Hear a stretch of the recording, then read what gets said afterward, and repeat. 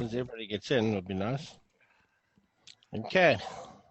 Okay, everyone ready? Now, the time is not 12 o'clock. Let's see if we can do it. Okay, I'm recording. all right. Let's just do a quick summary for 1 minute. Rava's major inquiry that started on the third daf regarding the half damages that one must pay for his animal that damages to Soros. Does he pay only from the body of the animal, or does he pay even from choice property? So Rava explains the two sides of his inquiry. The one school of thought is maybe you only pay from the body of the animal because we haven't found any case history so far of half damages in which one pays from choice property. Remember, the case histories that we've had only up until now have been with Keren Tam, at which you pay from the gufa of the animal, the body of the animal.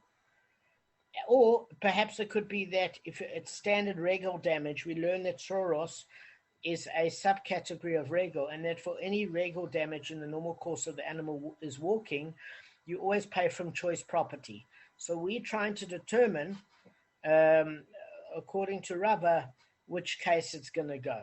Do you pay the half payment damages from choice property or from the body of the animal? So Gemara seeks to resolve Rava's inquiry. Come learn from a proof from the Brisa above. Hopping is considered muad for a chicken. Some say, however, that it's not considered muad. The Gemara analyzes this Brisa, and it says, can you think that the Brisa refers to a case of normal hopping? Certainly all must agree that it's normal for a chicken to hop. So what it's saying here is very, very straightforwardly that a chicken moves in two ways. It either walks or it hops. And then we can't be talking about a case where something is knocked or crashed over by animal's feet directly, Kevin. Are you with me? And the reason being that that's a standard case of muad. If a heavy car walks on an object and knocks it over and the utensil crashes, that's muad, normal regal damage. So we can say it's normal for a chicken to hop. So therefore, it's Soros, because what we've come to learn is that when the animal hops around, it kicks pebbles from the bottom of its feet in the area around it. So rather, must it not be that the Brisa refers to where the chicken was hopping and it sent pebbles flying into a utensil, breaking it?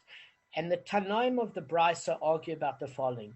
The one who says it is not muad, in other words, the Bava Kamma, which is the first anonymous opinion, holds that one pays Soros only from the body of the animal, whereas the one who says it is muad, in other words, some of the other Rabbonim, hold that one pays for Soros even from choice property. So what we try to do is we try to bring this particular Brisa to answer Rava's inquiry. Okay, now the Gemara, so why would it say that? So here it's referring to a case where it said if it's not muad, meaning if it's not muad, it's implying that all the other damages that we learned in the four damages of the Mishnah, Shain, Regal, Bor, which was the pit, Mave being man, as well as Have being fire, have all been from choice property. So that's considered muad. That's standard muad damages. The only time that it's been from the body of the animal is carrying half payment damages. So when we say that the chicken is muad, it's obviously a case of Soros, but do we mean that the half payment damages are muad, in other words, from choice property, or do we mean that it's not muad, meaning from the body of the chicken in this case? And this is what it's proposing. Maybe this Brisa seeks to answer Rava's question. And the Gemara rejects the proof. It says, no, it might be that the Tanaim of the Brisa argue in the matter of a dispute between Sumchus and the rabbis. So what it's saying here is that you can't read into the interpretation. Perhaps muad could mean choice property, and perhaps non-muad could be the body of the animal. It said, no, just read it literally. If it's saying for Tzoros, it's muad, full payment damages, that's a case of Sumchus, who doesn't hold from the law from Moshe of Har Sinai, for Tzoros damage, whereas the rabbis hold that there's a special law of half payment damages. Now, we said in principle that the rabbis do agree with Sumchus in that the body of the animal is the same as the force of one's animal. meaning if I take a stone and I throw it through your window, or a kick through your window, it's my force, it's my responsibility to pay in full. But that's why this rule from Moshe of Har Sinai is so special, because it is a leniency to say that even though it would have been logical to pay full payment damages because your force is like your actual body, it's half payment damages. What we don't know yet is, does Sumchus say a secondary force, in other words, the force of a force, one pays half damages for that secondary force, Soros, or does he not hold by the law of Moshe of Har Sinai at all? But for the principal matter is that Sumchus says for Soros payment, muad full damages from choice property. And what the rabbis are saying, it's half payment damages for Soros. Rava wants to know, is it from choice property or is it from the body of the animal? Do you remember Rav Papa said clearly it's from choice property because it's a subcategory of regal. But Rava's not sure. Okay, so now that we've got that, we say you can only interpret this particular brisa as being literal, as a discussion between Sumchus and the rabbis. Okay? Now, so the Gemara is going to try and look at a different proof. It says, come learn a proof from the following Mishnah. And guys, this is in 21b. If a dog took a biscuit off the coals on which it was baking and went to a stack of grain sheaves, where it ate the biscuit and set fire to the stack. For the biscuit, the dog's owner pays full damages, and for the stack, he pays half damage. So what's the reason he pays only half for the stack? Is it not because it's a case of tzoros? Yet a brisa elaborates and states regarding this Mishnah, half the damage from the body of the dog. Half the damage from the body of the dog. So we've got a few things going on here. The first thing is, dog takes the biscuit that's busy cooking on the braai, and there's a coal stuck to the bottom of the dough, and the dog takes it from point A to B, and it's hot. So the dog lets go of it on a stack of grain, and while it's chomping the biscuit, the stack of grain ignites, and it causes a fire. So we're saying that for the animal that ate the biscuits, it's full payment damages, and for the stack of grain that it ignites, it's half payment damages. Kevin, what's the reason why we pay full damages for the dog eating the biscuit? It's because it's like the Soros. It's not like is it like pit? It's Soros. Is that the reason? No. Well, when a dog eats a biscuit, then that would be a case of shame. So for shame, yes, in the yard of the damaged party, okay, two damages. So it's a classic case. So it's like regal. It's a regal, exactly. Regal and shame in the damaged party's yard, full damages, and shame is physical gratification, and shame means tooth, which means eating. So when the dog consumed the biscuit, full damages for the biscuit. Half damages. Oh, for the biscuits. I thought you were the coal. No, but for the biscuit, yes. For the okay. Biscuit, yeah. Full damages for the biscuit. Half damages for the stack of grain that the animal ignited from the accidental fire. Now, it's half payment damages, and we want to say this is the case of tzoros, and you pay from the body of the animal. Now, any question, guys, before we go on? Yes, no? No. Okay, so the Gemara goes on, and we're going to explain ourselves now, don't worry, in terms of what this actually means, is that the Gemara wants to bring a proof for tzoros. Again, what is tzoros? There's different cases of tzoros that we saw. The classic biblical case from the rule of Moshe of Har Sinai is that when a horse gallops, kicks up pebbles, and it breaks damages property in the private domain. Standard case. Then there was a question of what happens if a cow knocks over a utensil, goes rolling, smashes in another place. Do we call it from the start of the damage according to Rava? In other words, the catalyst at which the point the process is set into motion, which would be muad full damages, or do we measure where it's broken, which would be a case of tzoros from the force of its animal? Rava's teacher says that it is from the starting point, therefore it's muad and not tzoros, and Rava, his student, is not sure. Okay, so if it's from the starting point or not, Rav Ashi turns around and says that in fact it is from the starting point, and Rav Bibi basically says that in this particular case of the chicken, it was the chicken's weight that caused it, therefore it was direct muad, and we can't use the interpretation of it from the starting point. So anyway, if we look at tzoros, one of the definitions given was about the case of a zav. So a zav is a human male that's contaminated by semen and is impure. So if he touches an object directly, he makes it impure. Whereas, and if he moves an object, he makes it impure. If he takes a stick and takes that stick and pushes another object with the stick, he's made the stick infected, and the stick that's touching that object is infected, because it's known as direct conduit contact, meaning it's not only that he touches the object, but he's got a stick. And when he's holding that stick and pushing an object, that stick is now infected, and that object becomes infected. So that would be a case of direct contact through a conduit of a stick. So that would be a case of direct contact, and therefore that object is impure. We are saying in a case now that where a zav would pick up something and like kind of throw it at the object to move it. Like say, for example, my cell phone was lying on a shelf and I wanted to knock it, and I picked up a little shoe and I threw the shoe and it knocked the cell phone off the shelf. Then even though the shoe would be infected, but because it didn't touch from my hand to the conduit of the shoe to my cell phone, the cell phone wouldn't be infected if I knocked it off the shelf.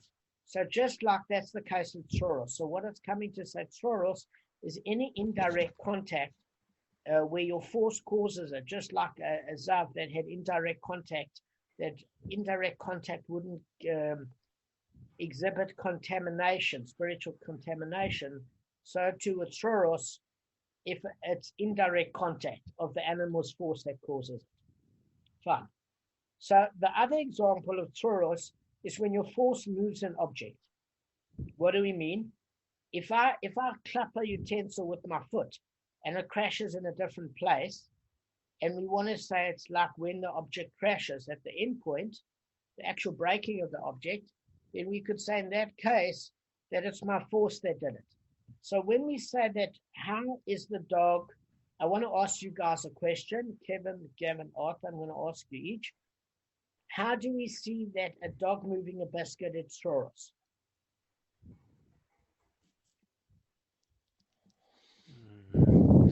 Arthur. Yeah, good morning, good afternoon, good day. Because dogs always cause tzoros, no matter what. Oh, that's cute. All right, you get off the hook from a creative monster. Well done. Guys, do any of you know how it could be tzoros? From the okay, Gavin, you go ahead because I'm not. You try first. All right, you want me to try first? All right, I'm trying. 100% sure. So from my understanding, the reason why tzoros, the first part is not. So the carrying of the actual biscuit is not tzoros because that's direct. So the lighting of the fire of that what's it called, that dry bush what was around there, or the hay stack or whatever that he burned, that's indirect, and that's why that's why that specific element of the whole process is tzoros. Hang on, just repeat what you were saying again. So with the dog, right? Firstly, the first part is direct. He's taking the biscuit directly off the fire. It's absolutely direct. It's not tzoros at that point in time. Only when he actually drops, because it's so hot, the coal, and he drops the coal, he might still have the dough, but he drops the coal, and the coal then ignites that what's it called, that thatch or whatever that's lying on the ground. Then that's considered soros because it's not direct, it's indirect. Okay, so Gavin is right, but we need to just clear the definition up a little bit more. Okay. Thank you. That's the best I could do. No, it's pretty accurate. So, say for example, the dog never finished the biscuit, but he crushed it in his mouth. That's direct pressure from the dog, and therefore, even if he didn't eat it properly, it's food damages for the biscuit, for shame, because it's direct pressure. But it can't be direct because it's not like the dog damaged the stack of grain by defecating or pooping on it. No, I'm not being vulgar. The reality is what I'm saying is it's not necessarily like the dog ruined it with his own body weight and was eating it. So let's just put an example like this. Is that we're saying it's soros because the flame, the fire was taken from point A to B. So for the biscuit, he directly damaged it with his teeth and the muscular force of his jaw. But the fire was indirect in the sense that the dog moved the flame from point A to point B. He never damaged the stack of grain with his body directly or his weight. So that would be a case of soros. So we have to separate the difference between what he did with the biscuit and what he did with the grain. Does that make sense, Gav? Yeah, I think what you said is exactly the same thing. You just made it a bit clearer. You added some more. No. I said you were right. The only thing that you've got to separate is the fact that it's direct damage on the biscuit and indirect because he used his force to take a flammable object from point A to point B. Okay, but he never. I thought I said that, but obviously I didn't. So when My fault. No, it's right. So what I'm saying is, if he was on the stack of grain, for example, let's just say that the stack of grain was ruined by the animal's body weight or the animal leaving a nasty smell, and that stack of grain couldn't be sold to anybody else. Let's just say that. Then that would be a direct case of regal, where the animal's weight would be on it or something like that. Does that make sense? But this is soros because its weight never created the damage. Its force created the damage. So Gavin's correct. I'm just clearing the definition up. I don't know if I said it as well as that. So thank you. So the Gemara, but what we don't understand is why we pay the half damages from the body of the dog. So if we say that this answers Rava's question, it's a problem. Because we can't say that it's soros damage that actually you pay half damages from the body of the dog. The reason it's saying is that the Gemara rejects the proof as well. Can you really think this is a case of ordinary soros? It cannot be. For according to Rav Elazar, do we ever find full damages payable only from the body of the animal? Rather, the Brisa must refer to a case where the dog did something unusual with the coal. Okay, and Rav Elazar holds as does Rav Tarfon, who says that for abnormal instance of keren tam in the yard of the damaged party, the animal's owner pays full damages. So we're going to unpack this now. So what we're saying is as follows: is listen, this isn't a case of ordinary soros at all. This is a case where two problems occurred at the same time. For a dog to take a biscuit that's boiling hot and take it from on the fire, exposing its beak or its snout or whatever you want to call that, to a very hot flame, to move a biscuit in starvation, because it's not exactly like grilling a steak where it's dogs for meat. Sometimes they're chalish more for meat and they'd go and cup it. It's, this is a biscuit. It's very rare that a dog would do it and take it from point A and drop it in the stack. So they say this is not a case of ordinary soros. This is a case of keren mixed with soros. Why?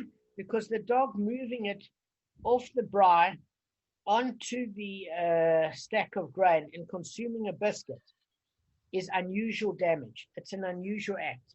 And therefore, the reason that you pay from the body of the animal is because it's an act of caring. It happens to be that caring here was done through tzoros, meaning the animal's force. But that doesn't mean it's an ordinary case of tzoros. So there's no ways that we can answer Rava's question through this. In other words, it's not a case where we say a horse gallops and picks up a stone and it breaks a window in the private domain, and therefore we weigh up that half payment damages on the value of the horse and pay the equivalent from the body of the horse. This is a case where an animal does something completely crazy and lifts up a boiling hot biscuit with a piece of coal under it, lifts it, starts to chomp it, and then leaves that odd piece of coal while it's chomping the biscuit, and it ignites a stack of grain. So the reason that you pay from the body of animal is because it's carried. It happens to move through tzoros, through the animal's force, but it's mainly a category of carrying. Does that make sense, Gavin? Yeah, 100%. So we can't answer Rava's question in this way. Yeah. And then we've got a different problem. We say, when do we ever find food damages payable only from the body of the animal? So there's two issues here. The first issue is that the only reason why we said that you might pay from the body of the animal, guys, this is very important. There's only one reason you might pay from the body of the animal. Why? Because it's half damages. Okay? That's the only reason why we could have thought, because we had a case history of half damages through the body of the animal. The minute it's full damages, there's no reason logically to determine you'd ever pay from the body of the animal. So if we hold according to sumchus, where you pay according to full damages for tzoros, you would never pay according to the body of the animal because the question wouldn't come up. You'd pay from choice property. The question only comes up if you're viewing it according to the rabbis, that there's half payment damages for tzoros. And since we have learned cases of regel, where it's a subcategory of regel that you pay from choice property, you might pay from choice property. The fact that we learned half payment damages for Karen from the body of the animal, we might learn that because tzoros is half payments, that you also pay from the body of the animal. But if you're viewing it according to Sumchus, that he doesn't acknowledge this law from Moshe of Hasina, from what we can see so far, is that you definitely wouldn't pay from the body of the animal for food damages. This is what the Gemara is saying. When do we ever see a case of that? Does that make sense? So, yeah. It's clearing up a couple of issues. Firstly, this is not a proof to Rava, because it's clearly a case of abnormal tzoros. In other words, keren tam tzoros. And also, we see that Rav Elazar holds as does Rabbi Talfon. So let's just remind ourselves what Rabbi Talfon says. Rabbi Talfon says in the yard of the damaged party for keren tam, you pay full damages. The rabbis say you pay half damages. In other words, Rabbi Talfon and all the rabbis agree in the public domain for keren tam, for a tame animal through keren damage, it's half damages. But the rabbis say unless it damages more than 3 times, it's still keren tam in the damaged party's yard. Rabbi Talfon says no, in the damaged party's yard, it's full payment. It's only half payment in the public domain. And Rav Elazar holds according to Rabbi Talfon, but there's a leniency that Rabbi Talfon has. What's that leniency of? That you pay in the yard of the damaged party, still from the gufa, the body of the attacking animal or the damaging animal. So in other words, even though Rabbi Talfon says in the public domain, you pay full damages, not in the public domain, sorry, in the yard of the damaged party, you pay full damages, you still pay with that other leniency on the body of the attacking animal or the damaging animal. And half payment not. Half payment not, according to Rabbi Talfon. And Rav Elazar holds according to Rabbi Talfon. So what did we learn new here? We learned something new. We knew that Rabbi Talfon always said that half payment damages the same as the rabbis in the public domain for Keren Tam. And the rabbis say half payment damages in the yard of the damaged party for Keren Tam. But Rabbi Talfon says full payment in the yard of the damaged party. But we learned something new today. What did we learn new today? That Rabbi Talfon says that in the yard of the damaged party, it's still not from, even though it's full damages, it's not from choice property. It's from the damaging animal's body, the kuffar of the animal. So the second leniency still applies. We learned that today. It's the first time we've learned that. Yeah, correct. Okay. So Rav Elazar holds according to Rabbi Tarfon. Okay. So we're saying, so the Gemara basically refers to this brisa, okay? So this is not a case of ordinary tzoros, because no one, not Rav Elazar or anyone else, would rule that food damages for ordinary tzoros are payable only from the animal's body. Does that make sense, guys? I want you to know that. Not Sumchus, none of the rabbis, not Rav Elazar. For ordinary tzoros, food damages are never paid from the animal's body. So what we've got to know is we've got to try and find out and see if there's ever a case.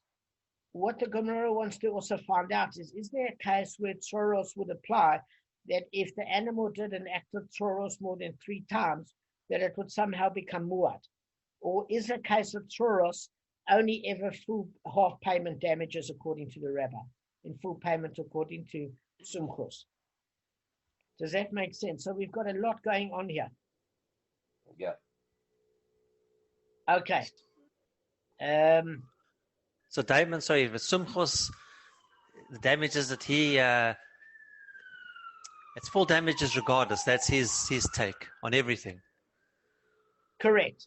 That's absolutely correct. And that full damages is on the, it's not, it's, you said it's on the, it's not on the, you said it's based on the body of the animal. No. Or was it based on? No. So Kevin, it's a financial, it's, No, Kevin's completely right. So guys, let's just get the case clear. Let's just clear off the case of tzoros. Often it's not so bad. For tzoros damages, the rabbis say half payment damages from a law from Moshe at Har Sinai. Sumchus, yes. We can't see that he acknowledges that law yet. We don't know if a secondary force, a force of a force, Sumchus says there's half payment damages or not for tzoros. That hasn't been established yet. But so far, the default position is Sumchus says it's full damages for tzoros. Now, logically, the rabbis agree that the force of an animal and the animal's direct impact should by all rights be full payment, because what's the difference if I throw a rock through your window or I kick through your window? I should pay. But there's a special law of Moshe of Har Sinai, which is half payment. So the rabbis acknowledge this rule from Moshe from Har Sinai. Sumchus doesn't apparently acknowledge this law. Now, according to Sumchus, where you're paying from the full payment for tzoros, there's no such thing as paying from the body of the animal. The question can only come up if you hold like the rabbis that there's half payment damages from tzoros, because you can say for half payment, in our case history of Keren Tam, we learn there's a second leniency from the body of the animal. And we also learn that for standard regal damage, of which tzoros is a subcategory, you pay from choice property. So Rava poses the question that we don't know if tzoros payment, normal tzoros, is from the body of the animal or from choice property. Okay, that's clear. That's in and of itself. We're saying that this brisa is not a proof because this is not a case of normal tzoros. This is a combination of keren tam mixed with tzoros. Why is it a combination of keren tam mixed with tzoros? Because the tzoros activity that the dog did by moving a hot biscuit from point A to point B is unusual for a dog. The biscuit is like 100 degrees centigrade. It's not a piece of meat that the dog was watering its mouth trying to grab. It's a biscuit. And therefore, because of the unusual nature of it, it's considered a abnormal tzoros because it's got keren mixed within it. And therefore, because it's a case of keren primarily, that's the reason that you pay for the half damages from the body of the dog. Now, Michael asked a good question. Do we kill the dog? No, we don't kill the dog. When we say it's different with an ox, when we say that ox A kills ox B, and this ox has had a history of being violent, it wouldn't be a bad idea at that point to shecht the ox before you end up having a koifer payment for a human murder and end up having no benefit from the ox from Hanoah, because you can't get benefit if it kills a person, etc. Before you have a tragedy on your hands, when an ox kills another ox, it's not a bad idea after it's done it a few times to kill it before it becomes muad. Because when it becomes muad and you pay from choice property, it's going to cost you big. But when a dog steals a biscuit, you don't put the dog down. What we're saying is if it's a puny dog, if it's a chihuahua, and you don't want to pay for a whole stack of grain, if it's keren tam mixed with tzoros, and you're paying for the value of the body of a chihuahua, you might have to pay the fee of Sally Williams, which is a new dog for the stack of grain. You're not going to put the dog down for stealing a biscuit. It's not that naughty. You're paying the value of what the dog's body would be worth in the open market. It's if anybody's trying to buy a chihuahua. But the point I'm trying to say is when we say the value of the damaging animal, we say, what is the animal worth? What is that animal worth? And the reason being is it's a leniency. We're not going to kill the dog. I've said to Michael, no one's killing any dog. We're just saying that that's a second leniency. So if the stack of grain was worth 80 shekels and your chihuahua is a puny little thing, and in the open meat market in China, it would be worth 20 shekels. You pay 20 shekels for the grain that the chihuahua set alight by stealing the biscuit and setting the grain alight. Wouldn't it be 10 because it's only half the body weight? The first leniency, the first time? Yes. No. I'm playing it. No. I know. It would be. Just teasing you.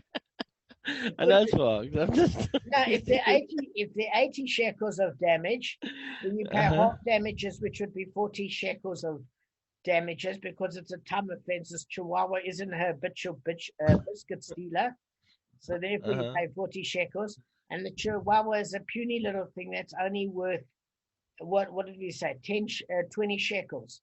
So you don't pay the 40 shekels on the stack of grain. You pay the 20 shekels on what the chihuahua's body would be worth in the open Chinese meat market. Okay. And no chihuahuas getting killed. Okay. So good. But let's say you had one of those more expensive dogs then. Well, if you had a much more expensive dog, like a husky. Then a husky, you probably might have to pay. You have to pay half damages to the maximum capacity of what that animal's worth. So if you've got a fat dog, you're gonna have to go to the ATM. That's all I've got to say. All right. So let's go back to the daf a sec. So we're saying that the first case of it is the only reason you pay from the body of the dog is because this is a case of tzoros mixed with keren. That's unusual. And that's why you pay from the keren aspect, because it's a keren tam. It's unusual from the body of the animal. So this doesn't answer Rava's question. Okay? Then we also said Rav Elazar holds, like Rabbi Talfan, it's an abnormal case of keren, which you pay full damages from the body of the animal, according to Rav Talfan, in the damaged party's yard. But this is what I don't understand of the daf. I don't understand how this stuff, this brisa could be Rav Elazar, because the previous thing said it's not because it's because it's a case of choros that you pay half the damage from the body of the dog, which means if the brisa is according to Rav Elazar, and he says you pay full damages, why are you paying half damages here? So what we want to learn is that the aspect of soros might mitigate the cost even further. Let me tell you what I'm saying. Is Rav Elazar is saying you pay full damages because it's in the yard of the damaged party, right? But because it's mixed with a case of soros, you then pay half damages for soros because soros is mixed within it. So therefore you pay half damages within the body of the animal. If it was a case where there wasn't soros mixed with a keren, you might then pay full damages from the body of the animal because he holds like Rabbi Talmud. Does that make sense, guys? Yeah. Okay. So we say the Gemara, however, remarks concerning its rejection of a proof. It's not so compelling a rejection. What's the reason you interpret the brisa as necessarily dealing with an abnormal action in Rav Elazar, thus follows Rav Tarfon, because of Rav Elazar's ruling that the dog's owner pays full damages only from the dog's body. That is, however, not a compelling argument, for in fact, it might be that the brisa in fact deals with soros that results from the dog's normal behavior. So we're saying that either way, it's not really a compelling foolproof argument. So we're gonna go through some examples tomorrow. I hope this makes any sense. Yeah, it does. Okay. A dog, Damon, can I tell you what you pay for a dog? Yeah. You know how much Effie costs? Because Sean told me a dog you're going to pay 800 shekels minimum in Israel now for a dog from a shelter. You're paying the shots and the registration fee to the area. You're paying 800 shekels for a dog. Okay, you do, but the case here is the calculation might not be a living dog, because even though you don't put the dog down, when we say an ox damages an ox, you pay for what the ox carcass is worth. I don't know if you would pay for the living ox, the attacking ox. You might. What the cost price of it is, or the actual value at the time based on depreciation is. No. So I need to ask Rabbi Cohen, do you work on the attacking ox or the value of the carcass, or do you do it on the fact of the value of the living ox? The cost price, what it would cost. No. I'm saying if the living ox that's attacking is worth 300 zuz because it's a working animal, do you work on the case of the attacking ox in a living state or in a state once you sell the carcass? That would be determining if we're paying 800 shekels for an FE equivalent, or if we pay for the what the dog's value is in the Chinese meat market. Does that make sense? I don't know. I need to speak to Rabbi Cohen. Yeah. Ask Rabbi Cohen. Remember the question I mentioned about why do they say have for man? Why don't they just say man is Adam? Or why is it called that? Why is it called Mave? Have is fire. Why is it called Mave? Mave is man. Why isn't it called Adam or Anashim? So on the third daf, we went through some of the scriptural sourcing. Do you remember from Rav and Shmuel? The definitions. Yeah, and how it went. No, I don't remember. All right, guys, have a good day. That's not important. Thanks, you too. You both exhausted. Cheers, but I'm also,